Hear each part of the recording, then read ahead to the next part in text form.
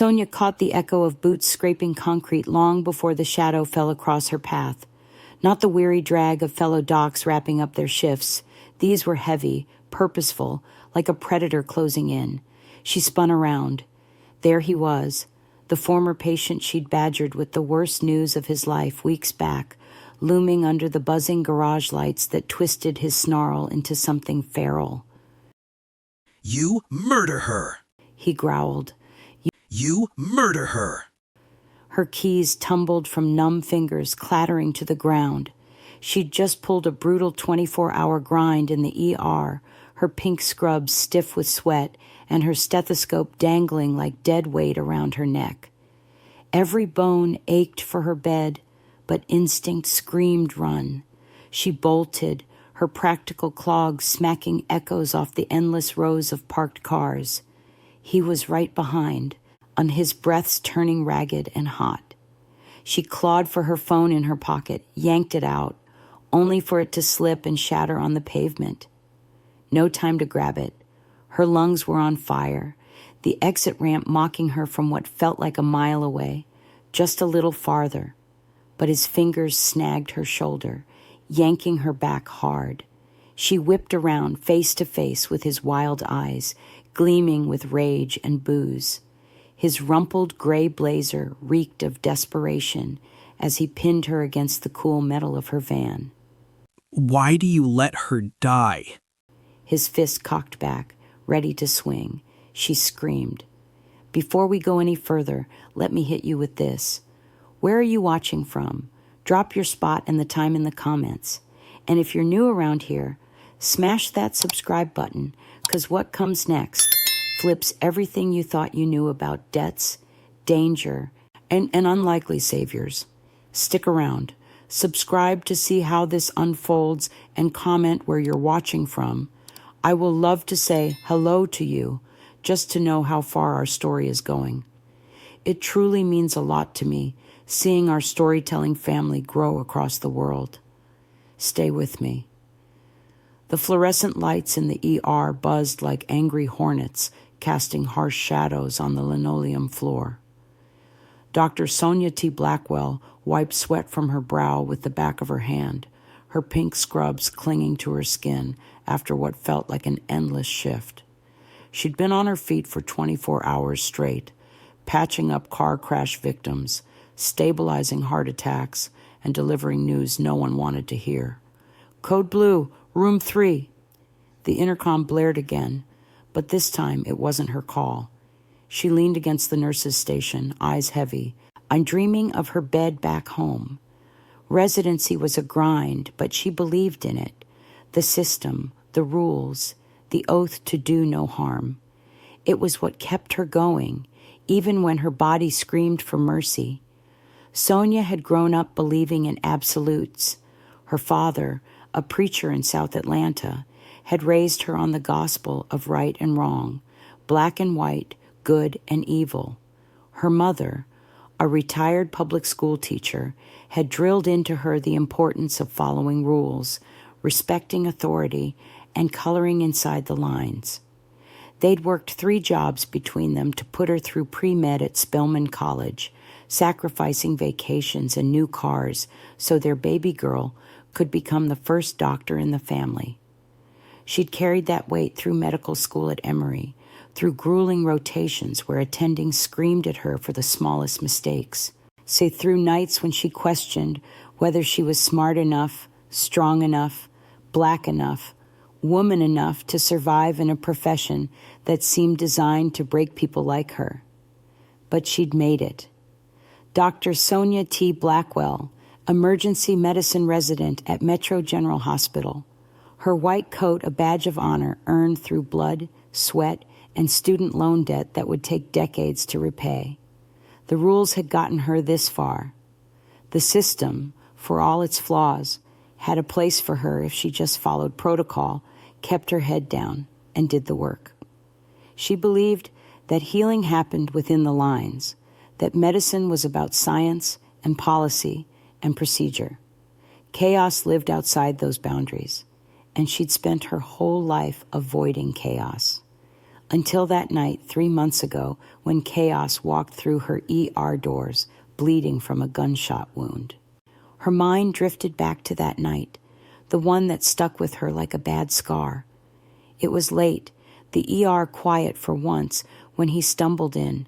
Tall Korean guy, sharp features, blood soaking through his shirt from a gunshot wound to the side. No ID, no questions from him, just a grunt as he collapsed into the chair. She could have called the cops right then. Protocol demanded it for anything suspicious. Hospital policy was crystal clear. Gunshot wounds, stab wounds, anything that looked like criminal activity required immediate notification to law enforcement. It was printed in bold letters in the resident handbook. She'd memorized it during orientation, but his eyes locked on hers, calm despite the pain, and something told her to just fix him. There was no pleading in his gaze, no desperation, and just a quiet expectation that she would do what doctors do, save lives first, ask questions later, or maybe not at all. She'd pulled the curtain around the bay, her hands moving on autopilot as she assessed the wound. Through and through, no major organs hit, but he'd lost blood and the entry wound was already showing signs of infection. She should have paged the attending, should have filled out the incident report, should have made the call to the police department. Instead, she'd grabbed a suture kit, local anesthetic, and antibiotics. She'd worked quickly, efficiently, her training taking over even as her conscience screamed at her to stop. 20 minutes later, he was stitched up, bandaged, and walking out with a prescription she'd written under a fake name. He'd nodded once, that same calm acknowledgement, and disappeared into the night. She'd violated protocol, broken the rules, compromised everything she'd built her life on. And for what? A stranger who was probably a criminal, possibly a gang member, definitely trouble she didn't need. For weeks afterward, she'd jumped every time an administrator walked by, expecting to be called into the chief's office, expecting disciplinary action, expecting her career to implode. But nothing happened. The night shift hustle swallowed that moment whole, and life moved on. Except she couldn't forget his eyes, couldn't forget the choice she'd made in that split second when instinct overruled policy. She shook off the memory as her shift finally ended. Time to head out. Sonia caught the echo of boots scraping concrete long before the shadow fell across her path. Not the weary drag of fellow docs wrapping up their shifts. These were heavy, purposeful, like a predator closing in. She spun around. There he was, the former patient she'd badgered with the worst news of his life weeks back, looming under the buzzing garage lights that twisted his snarl into something feral. "You murdered her," he growled. Her keys tumbled from numb fingers, clattering to the ground. She'd just pulled a brutal 24-hour grind in the ER, her pink scrubs stiff with sweat, and her stethoscope dangling like dead weight around her neck. Every bone ached for her bed, but instinct screamed, "Run." She bolted, her practical clogs smacking echoes off the endless rows of parked cars. He was right behind, his breaths turning ragged and hot. She clawed for her phone in her pocket. I yanked it out, only for it to slip and shatter on the pavement. No time to grab it. Her lungs were on fire, the exit ramp mocking her from what felt like a mile away. Just a little farther, but his fingers snagged her shoulder, yanking her back hard. She whipped around, face to face with his wild eyes, gleaming with rage and booze. His rumpled gray blazer reeked of desperation as he pinned her against the cool metal of her van. "Why'd you let her die?" His fist cocked back, ready to swing. She screamed. The blow never landed. A blur of brown suit and tattooed arm sliced through the air like a knife. A fist cracked against the attacker's jaw with a wet crunch that echoed off the concrete walls. The man crumpled like a rag doll, hitting the ground hard and staying there. Standing over him was a stranger. No, not a stranger.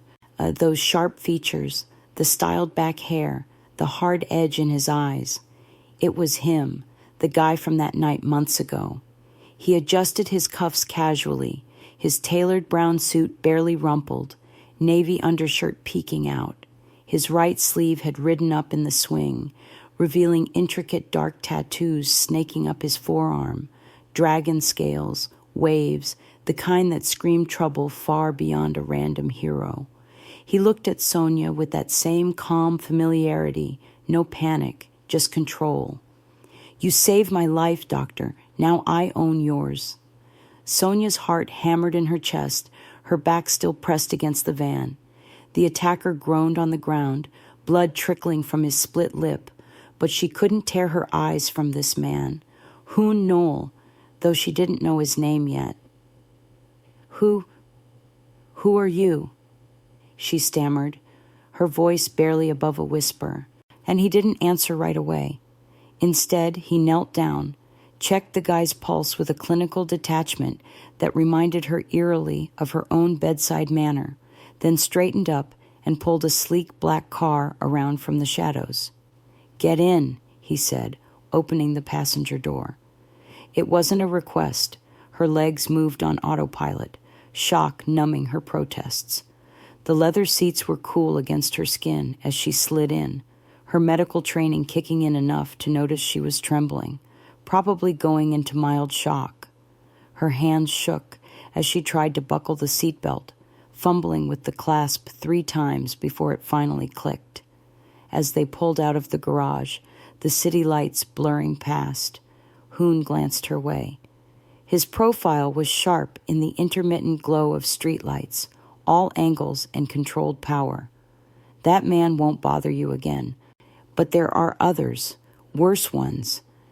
She shook her head, trying to process. Her world was IV drips and differential diagnoses, not parking garage attacks and mysterious saviors with tattooed forearms. "I don't understand. Why were you there? Why help me?"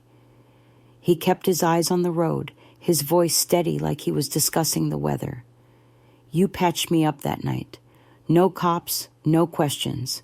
In my world, that's a life debt. You're under the protection of the Black Dragon Syndicate now, my syndicate." Sonia's stomach dropped. Syndicate. That word conjured images of dark alleys and bodies in rivers, of news reports and true crime documentaries her mother watched religiously. "No, I don't want that. Just drop me off. I can handle myself." He smirked faintly, the first crack in his composure. "You refuse? Fine, but the debt stands. Shadows will watch you whether you like it or not." They pulled up to her apartment building, a modest 3-story walk-up in a neighborhood that was gentrifying faster than her rent-controlled lease could protect her. He waited until she was inside before driving off, his black sedan disappearing into the night like it had never existed. She locked the door, slid down against it, and sat there on the worn hardwood floor her landlord kept promising to refinish. Her entire body shook now, the adrenaline crash hitting hard. This wasn't her world. She saved lives, not owed them. She followed rules, not ancient codes of criminal honor. But as she sat there in the dark, her pink scrub still damp with sweat, she couldn't deny the truth. If that man hadn't shown up, she'd be in the ER now as a patient instead of a doctor. Or worse, in the morgue. The next morning, Sonia dragged herself back to the hospital, determined to shake off the nightmare. 3 ibuprofen and a venti cold brew from the Starbucks across the street gave her enough false energy to scrub in for another shift. Coffee in hand, she moved through the sterile white halls, the familiar chaos of the ER, a welcome contrast to the gritty darkness of last night. But something felt off. As she moved from patient to patient, a kid with a broken arm from skateboarding, an elderly woman with chest pain, a construction worker with a nail through his hand. She caught glimpses. Men in dark jackets lingering in the waiting area, pretending to read months-old magazines.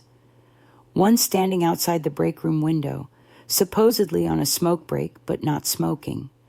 Another trailing her down the hall at a distance, always staying just at the edge of her peripheral vision.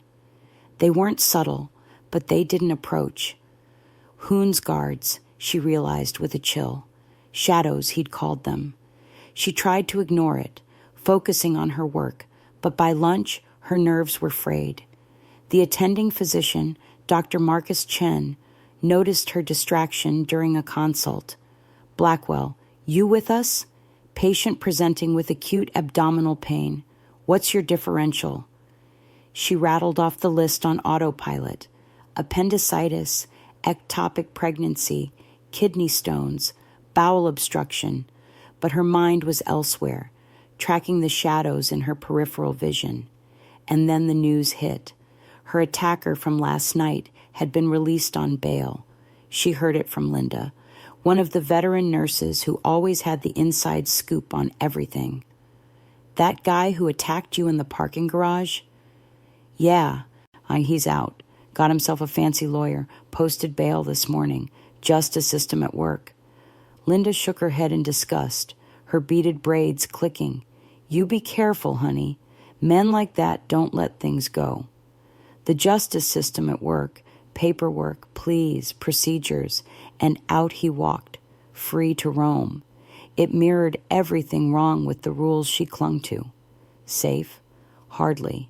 The system she believed in had just released a man who tried to assault her back onto the streets within 24 hours.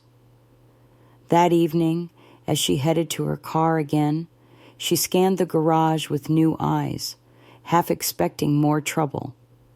The shadows followed, silent sentinels stationed at strategic points.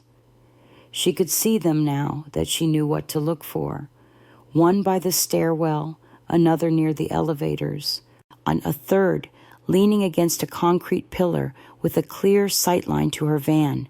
She wanted normalcy, wanted to go back to the world where parking garages were just parking garages and strangers weren't watching her every move. But deep down, a sliver of relief crept in. Maybe she needed them. Maybe the rules she'd built her life on weren't enough to keep her safe in a world that didn't play by those same rules. 2 days later, it escalated. Sonia was in the hospital lobby, grabbing a quick chart review between rounds, when the doors burst open. Her stalker stormed in, eyes bloodshot and wild, yelling loud enough to freeze everyone in the packed waiting room. Where is she? That doctor killed my sister. He spotted her across the lobby, his finger pointing like a weapon. You let her die. You could have saved her, but you didn't. He lunged forward, knocking over a chair that crashed against the linoleum. Patients scattered, a mother grabbing her child and running for the exit. Nurses hit the panic button, the shrill alarm adding to the chaos. Sonia backed up, her spine hitting the reception desk, heart in her throat. There was nowhere to go, no escape route. Security was stationed at the main entrance, too far away to help in time. But before he could reach her, 2 of the shadows materialized from the crowd like ghosts made solid. One grabbed his arm, twisting it behind his back with practiced efficiency. The other clamped a hand over his mouth, cutting off his screams mid-sentence. They dragged him out the side door without a word, moving so smoothly that half the people in the lobby didn't even register what had happened. Security arrived 30 seconds too late, confused and looking around for a threat that had already been neutralized and removed. Sonia's hands shook as she retreated to her office, a cramped space she shared with 2 other residents, barely big enough for a desk and a filing cabinet. She couldn't let this slide. This wasn't protection. This was abduction. This was criminal. This was everything she'd tried to avoid by following the rules. And digging through her contacts, when had his number gotten in her phone? She found it listed under a single letter. H. She called, her finger trembling as she pressed the screen. He answered on the first ring. "Doctor." "What the hell was that?" she demanded, her voice shaking with anger and fear. "You can't just disappear people. This is a hospital, not some crime scene you can clean up." His voice was calm, almost amused. "He was a threat. Now he's not. You're welcome." She paced the tiny office, fury overriding caution. "Stop the violence. I don't want blood on my hands. I'm a doctor.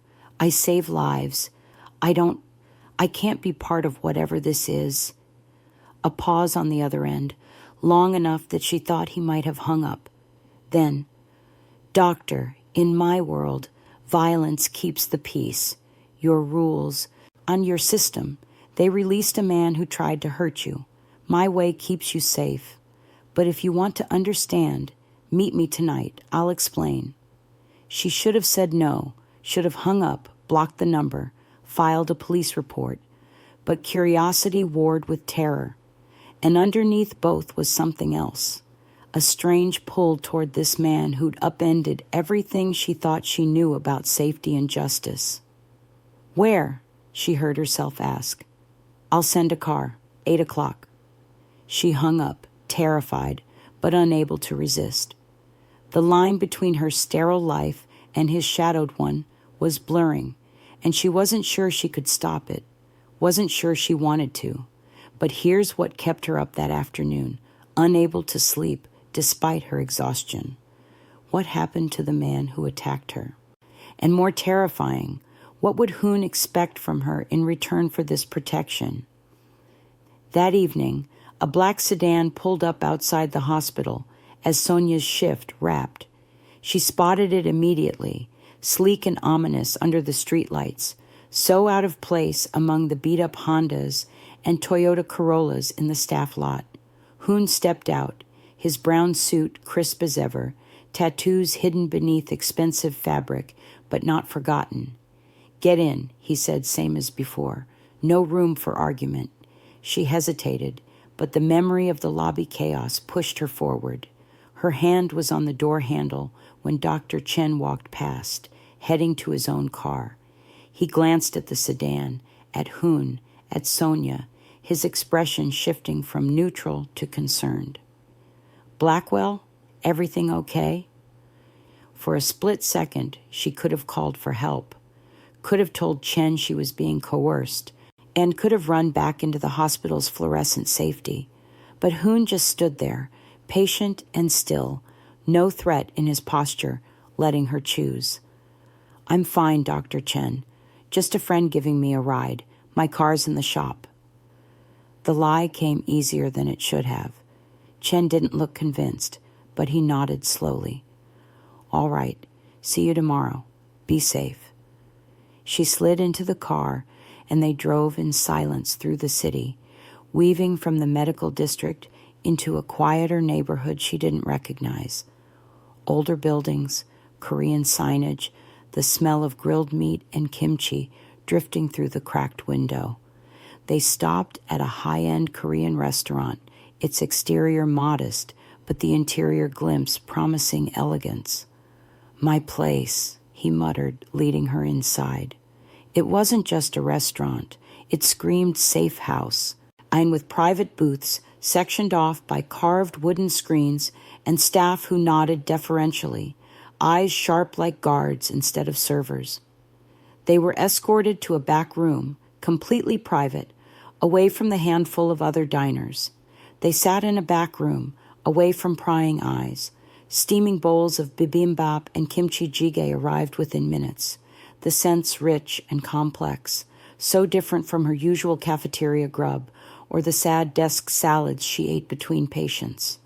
Hoon poured soju into small glasses, his movements precise and deliberate. "You want to understand? Fine. My world isn't the hospital. No rules save the ones you enforce with blood and loyalty." He explained it slowly, his English accented but perfect, his tone matter of fact. The Black Dragon Syndicate, established by Korean immigrants 2 generations ago, and now dealing in protection, legitimate businesses with underground streams, territory disputes, rivals like the white tigers circling, always looking for weakness, always ready to exploit any opening. I don't kill for fun, Doctor. I don't hurt people because I enjoy it. But weakness gets you buried. Mercy gets your family buried. Hesitation gets everyone you love buried. In my world, strength is the only currency that matters, and violence is just another form of communication.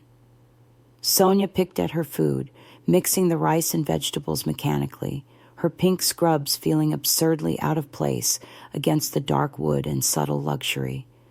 And me? I'm your weakness now? He met her gaze, and something softened in those hard eyes, a crack in the armor she hadn't expected. Maybe. The conversation shifted, the air thick with unspoken tension. He rolled up his sleeve deliberately, showing the scar from that gunshot she'd stitched, a puckered line of pink tissue against his skin. This from a deal gone bad, a supposed ally who decided to renegotiate terms with bullets instead of words. Cost me 3 men and a shipment worth $500,000. But it reminds me that trust is rare, that loyalty is earned, not given. She traced her own faint line on her forearm, a childhood scar from falling off her bike when she was 7. Mine's nothing, just a stupid accident. But emotionally, she paused, surprised at her own honesty, losing patience. It carves deeper than any physical wound. I lost a little girl last month, 6 years old, car accident. We did everything right, followed every protocol, but she died anyway. And I keep thinking, what if I'd done something different? What if the rules aren't always right? They talked for hours, trading scars, his from betrayals and gang wars and the brutal calculus of life in the shadows, hers from the system's failures and the weight of impossible expectations and the slow erosion of idealism under the grind of reality. For a moment, the danger faded, replaced by a raw connection, like 2 broken pieces fitting together uneasily, but somehow making sense. His hand brushed hers as he reached for the soju bottle, the contact electric, sending a jolt through her that had nothing to do with fear. But he pulled back, clearing his throat. You're not like them, pure, untouched by the dirt we swim in. That's why I owe you. That's why you're dangerous. Dangerous, she almost laughed. I'm an overworked resident with $100,000 in student loans and an apartment that has roaches. How am I dangerous? Because you make me want to be different, and wanting to be different gets you killed in my world. The weight of that confession sat between them, heavy and undeniable. As they left, the night felt heavier, charged with possibility and threat. Hoon drove her home, the city lights streaking by, neither of them speaking, both lost in thoughts they couldn't voice. But in the rearview mirror, he caught a tail. Unfamiliar car, a dark blue sedan, staying 2 cars back but matching every turn. Too close, too deliberate. Hold on. His voice was sharp, all the softness from dinner gone. Tires screeched as the sedan suddenly accelerated and rammed them from behind, the impact throwing Sonia forward against her seatbelt. Hoon's hands were already moving, yanking the wheel, swerving into the next lane. Gunshots cracked the air, impossibly loud, shattering the rear window. Glass rained down on them like deadly snow. Sonia ducked instinctively, her heart hammering, her medical training screaming at her about the damage bullets could do to human tissue, arterial bleeds, organ damage, death within minutes. White tigers, Hoon growled, his jaw tight, eyes checking mirrors and angles with practiced efficiency. Another burst of gunfire, closer now. He shoved her down with one hand, his body twisting to shield hers, as a bullet grazed his shoulder, tearing through his expensive suit. She felt him flinch, heard his sharp intake of breath, but his driving didn't falter. He floored it, the engine roaring as they careened through alleys and side streets, and weaving between parked cars and late-night pedestrians. The chase lasted minutes that felt like hours, bullets sparking off metal, tires screaming on pavement, until finally they lost them in a maze of industrial buildings. Parked in the dark behind an abandoned warehouse, blood seeping through his brown suit and dripping onto the leather seat, he checked her first, his hands gentle as they ran over her arms, her face checking for injuries. "You okay? Any hits?" She nodded, her voice stuck in her throat, adrenaline buzzing through her system like a live wire. "You're bleeding." "I've had worse." But back at his safe spot an hour later, a nondescript apartment above a dry cleaner, one of his men was waiting. Young guy, maybe 25, tattoos creeping up his neck, expression grim.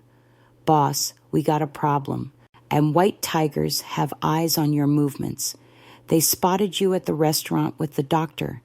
Words out. Hoon's face hardened as Sonia cleaned and bandaged his shoulder wound in the dim light, her hands steady despite the trembling in her chest. The bullet had carved a furrow through muscle, but missed bone and major vessels. He'd been lucky. They'd both been lucky. "They know, boss," the young man continued. "The doctor's your soft spot. They'll use her to get to you." Sonia's hands froze on the bandage. She looked up at Hoon, saw the calculation in his eyes, the cold assessment of risk and benefit. He'd come out of hiding for her, broken his own rules, and now she was the bait that would draw his enemy straight to him. "We need to disappear her," another voice said from the doorway. Older man, scarred face, authority in his bearing. Send her away. Clean break. It's the only way to keep both of you alive." "No." Hoon's voice was flat, final. "She stays under protection, double the shadows, and find out who talked." The scarred man shook his head. "Boss, this is exactly what they want. They'll keep coming until—" I said no. We're done here. After the men left, Sonia finished the bandaging in silence. When she was done, Hoon caught her wrist gently. "You should take the out. Let me send you somewhere safe. New city, new identity, clean slate. My people can arrange it." She should have said yes. Should have run as far and fast as possible from this world of bullets and blood debts and dangerous men. But she thought about her attacker, released on bail, free to terrorize her. Thought about the system she'd believed in failing to protect her. And thought about this man who'd stepped between her and violence twice now, who'd taken a bullet meant for her. "I'm not running," she heard herself say. "I made a choice that night in the ER. I'm still making it." His eyes searched hers, looking for doubt, for fear. He found both, but also something else, a stubborn determination that matched his own. "Then you need to understand what you're choosing. This doesn't end well, doctor. My world doesn't have happy endings. Neither does mine. I watch people die every day despite our best efforts. At least here, I know who the enemies are." Days blurred after that, shadows thicker around Sonia wherever she went. Hospital, home, the grocery store, the gym. Always at least two of them trailing her, silent guardians she was learning to recognize by their faces, their gaits, and their preferred positions. She threw herself into work, but paranoia crept in. Every patient became a potential threat. Every visitor to the ER got a second look. Every unexpected voice behind her made her jump. Her co-workers noticed. Dr. Chen pulled her aside during a lull. "Blackwell, you're making mistakes. Small ones, but mistakes. You mixed up 2 patients' charts yesterday. You nearly gave the wrong dose of medication. What's going on?" "I'm fine. Just tired." "You're always tired. We're all tired. This is different. If you need time off—" I said I'm fine. She wasn't fine. She was coming apart at the seams, caught between 2 worlds that didn't mix, couldn't coexist, but she didn't know how to step back from either one. Then, mid-shift on a Wednesday afternoon, a new nurse approached, and Sonia had seen her around for the past week. Young, efficient, uniform always crisp, name tag reading Jennifer Kim. Nothing remarkable, nothing suspicious. Dr. Blackwell, we need you in storage for a quick inventory. New supply shipment came in wrong, and we need a physician to sign off on the discrepancy report. It was a normal request, happened all the time. Sonia followed, her mind distracted by a code blue echoing down the hall, by the patient with chest pain in Bay 3, by the overwhelming exhaustion that was her constant companion. The storage room was in the basement, past the break room and the staff bathrooms. The door shut behind them with a heavy click, and hands clamped over her mouth before she could scream, a chloroform-soaked rag pressing hard against her nose and mouth. She fought, to her medical training screaming warnings about the dangers of chloroform, cardiac arrhythmias, liver damage, respiratory depression, but darkness swallowed her whole before she could break free. She woke in motion, her head pounding, vision blurry. Zip-tied hands, hard van floor beneath her, the smell of industrial cleaner and old cigarettes. Her medical bag was beside her. They'd grabbed it from her locker, she realized distantly. The fake nurse, Jennifer Kim or whoever she really was, sat across from her, Sonia's phone in her hand, that crisp uniform rumpled now, true colors showing. 3 men with her, all armed, all wearing expressions that promised nothing good. "Call him," the woman snarled, dialing a number from memory. The phone rang once. Hoon's voice crackled through the speaker. "Sonia?" One of the men yanked the phone from the woman's hand. "Listen up, Dragon Boy. We got your doctor. You want her back in one piece? You come alone. Warehouse on the docks, Pier 17. 1 hour. Bring backup, bring weapons, and bring anything but your sorry ass, and we send her back to you in pieces. Clear?" Silence on the other end, so complete Sonia thought he might have hung up. Then, "Crystal, I'll be there." The call ended. The men laughed, cruel and confident. The woman leaned close to Sonia, her breath stale. "He'll come. They always do for their soft spots. And when he does, the white tigers will finally put down the black dragon for good." Sonia's mind raced despite the lingering effects of the chloroform. She was bait in a trap designed to kill the man who'd saved her life.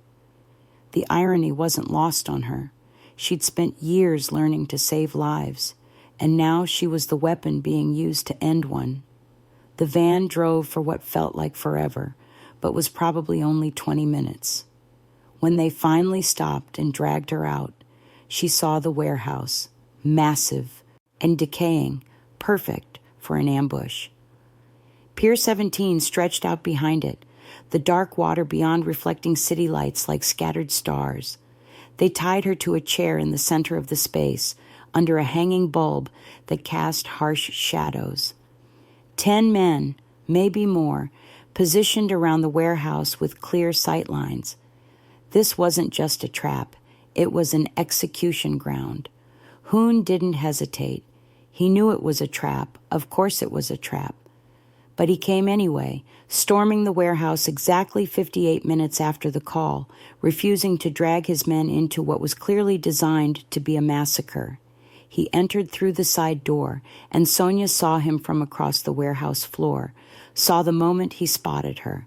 Something shifted in his expression, some calculation being made, some line being crossed. The place reeked of rust and salt, dimly lit by hanging bulbs that swayed in the breeze from broken windows. White tigers waited, guns drawn. She counted 12, all positioned strategically. They'd expected one man. They got a ghost. He moved like liquid death, first takedown silent, a knife appearing in his hand and disappearing into a throat before the guard could make a sound. The body dropped without a whisper, but they swarmed after that, bullets flying. Fists flew. Shots rang out in the cavernous space, each report echoing like thunder. Hoon dodged, returned fire with a gun he'd concealed somewhere, bodies dropping with grunts and thuds. He was outnumbered 6-1, but he fought like a man with nothing to lose and everything to protect. A bullet tore through his side, and Sonia saw him stagger, saw the bloom of red on his shirt. But he pressed on, and using pillars and crates for cover, advancing toward her with single-minded determination. He freed her with a slash of his knife, the zip ties falling away. Blood soaked his shirt. How many times had he been hit? 3? 4? He pressed his spare gun into her hands, the metal cold and foreign. "Stay down," he gasped, his face pale, sweat dripping despite the cool night air. Chaos erupted around them, more rivals pouring in from a back entrance she hadn't seen, flames suddenly licking up from a stray shot that had hit stacked crates of what smelled like chemicals. Sirens wailed in the distance, police finally responding to the gunfire reports. Hoon took another hit to the chest, the impact spinning him around. He collapsed behind a concrete barrier, coughing blood. "No," Sonia whispered, her medical training overriding her fear. She dragged him further behind cover, her hands already moving to assess the damage. Sucking chest wound, left side. Possible pneumothorax. He was drowning in his own blood. Her medical bag, the one they'd taken from her locker, had spilled when they'd dragged her from the van. Supplies scattered across the dirty floor, but enough. Hands steady despite everything, despite the fear and the gunfire and the impossible situation, she worked. Pressure on the wound first, her hands slick with his blood. She improvised an occlusive dressing from plastic packaging and tape, sealed 3 sides to let air escape but not enter. Then sutures, crude, rough, nothing like the neat stitches she'd practiced on orange peels in medical school, but functional. All while Hoon, pale but fierce, fired at encroaching shadows with his remaining strength, buying her time with every shot. "The debt," he gasped between shots, his breathing labored. It was a test. Chose your ER on purpose. Wanted a doc without judgment, someone who'd see a patient, not a criminal. She tied off another stitch, her hands cramping. And the stalker, my attacker? Paid by them. White Tigers hired him, gave him the story about his sister. Needed to flush me out, make me show myself. Worked perfectly. The flames roared closer, smoke choking the air, filling her lungs with toxic fumes. Police lights flashed outside, voices shouting orders, the sound of boots on concrete. They were out of time. She helped him up, looping his arm over her shoulders, taking his weight despite her smaller frame. They slipped out through a back way she'd spotted earlier, a service door hidden behind falling shelving. And they vanished into the night, disappearing into the maze of docks and alleys, leaving behind the burning warehouse and the chaos they'd survived. 3 days later, Sonia slipped into a dingy off-grid clinic, the kind that didn't ask questions or keep records. Hoon lay in a private room in the back, bandaged and weak, but alive. The chest wound had been worse than she'd realized in the chaos. Collapsed lung, internal bleeding, broken ribs. He'd needed a real hospital, but that would have meant police, questions, arrests. So instead, she'd called in favors, used her medical knowledge to stabilize him, brought in a surgeon she knew who'd lost his license years ago, but still had steady hands and a need for cash. Together, they'd kept Hoon breathing. She slipped in after her shift, still in her pink scrubs, the sterile hospital smell mixing with his shadowed world. He looked up when she entered, eyes tired but alert. "You shouldn't be here. Too risky. I'll disappear once I'm mobile." Keep you safe. Keep you out of this. She sat beside him, her hand gentle on his uninjured arm. The monitors beeped steadily, his vitals improving, but still not where they should be. Not yet. Stitches come out in 3 days. You're not discharged until I say so. Doctor's orders. He searched her face, the hard man beneath the gangster's suit showing through, the boy who'd probably never had a choice, who'd been born into this life or forced into it by circumstances she couldn't imagine. She saw the question in his eyes. Why? Why stay? Why risk everything? She didn't have a good answer. In just that somewhere between the parking garage attack and the warehouse shootout, between the soju and the scars, she'd stopped seeing him as a criminal and started seeing him as a person. Flawed, dangerous, broken, but a person who'd put himself between her and death 3 times now. She grabbed his hand, the warmth of his skin grounding her. The adrenaline's thrill and something deeper pulled her forward, something that felt dangerously like caring, like connection, like the beginning of something that would probably destroy them both. The world wasn't black and white anymore. It wasn't about rules versus chaos, system versus syndicate. It was about choices made in moments of crisis, about debts that bound people together in ways that defied logic, about finding humanity in the most unexpected places. She owned the shadows now, and the monster in them was hers to protect. 6 months later, Sonia stood in that same ER, pink scrubs freshly pressed, stethoscope around her neck. But she wasn't the same woman who'd stitched up a gunshot wound without asking questions. She'd learned that the world isn't divided neatly into right and wrong, that sometimes the system fails, that sometimes breaking the rules is the only way to do the right thing. She'd learned that protection comes from unexpected places, that loyalty can't be bought but must be earned, that violence and healing aren't always opposites. Sometimes they're 2 sides of the same desperate coin. Most importantly, she'd learned that life debts run deeper than protocol, that the people we save sometimes save us right back. And that real strength isn't about following every rule. It's about knowing which ones to break and when. The shadows still followed her. Hoon was still part of her life, navigating the impossible space between his world and hers. There would be more danger, more threats, more impossible choices, but she'd faced the worst and survived. She'd learned to exist in the gray spaces between black and white, between healer and protected, between the sterile hospital halls and the dark alleys where different rules applied. And maybe that was the real lesson. We're all navigating gray spaces, all trying to reconcile the different parts of ourselves, all making impossible choices with incomplete information. The question isn't whether we'll face darkness, it's whether we'll face it alone or find allies in the most unexpected places. So here's my question for you. What would you have done in that parking garage? Would you have accepted Hoon's protection or refused it? When the system fails you, when the rules can't keep you safe, where do you turn? Drop your thoughts in the comments below. Tell me about a time you had to break the rules to do the right thing, a time when the gray spaces weren't so clear.